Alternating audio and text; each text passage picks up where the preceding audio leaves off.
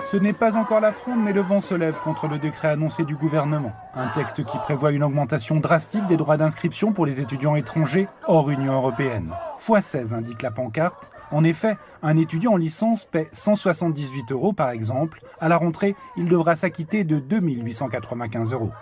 Moi personnellement, en fait, ça va me pousser à aller dans le monde du travail. Parce qu'aujourd'hui, aucun étudiant est en capacité de payer 3 000 € par an en licence, 4 000 € en master. On constate une situation de lassitude générale des étudiants qui sont arrivés en France avec un rêve.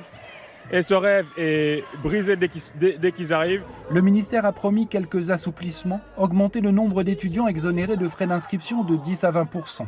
Mais le compte n'y est pas pour les syndicats. Pour eux, cela n'a rien à voir avec l'attractivité de l'université française, bien au contraire.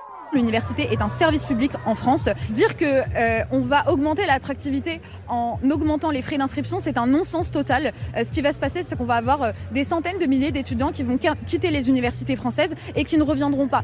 Pour le gouvernement, l'application de ces droits d'inscription différenciés doit rapporter 250 millions d'euros par an.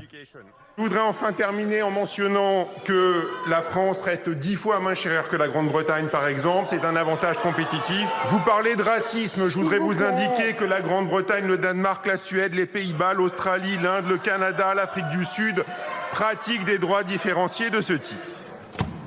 Et sur le sujet droit d'inscription pour les non-européens, les 27 avancent en ordre dispersé. Comme souhaite le faire la France, il y a ceux qui pratiquent la différenciation.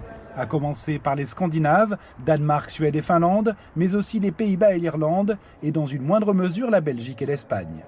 À l'opposé, il y a les égalitaires, pas de différence donc selon les origines. L'Italie, la Pologne, la République tchèque, la Grèce ou encore l'Allemagne, sauf le Land du Bade-Wurtemberg. La seule exception finalement en Europe, elle concerne les doctorants, et là qu'on soit européen ou pas, le thésard échappe à la différenciation.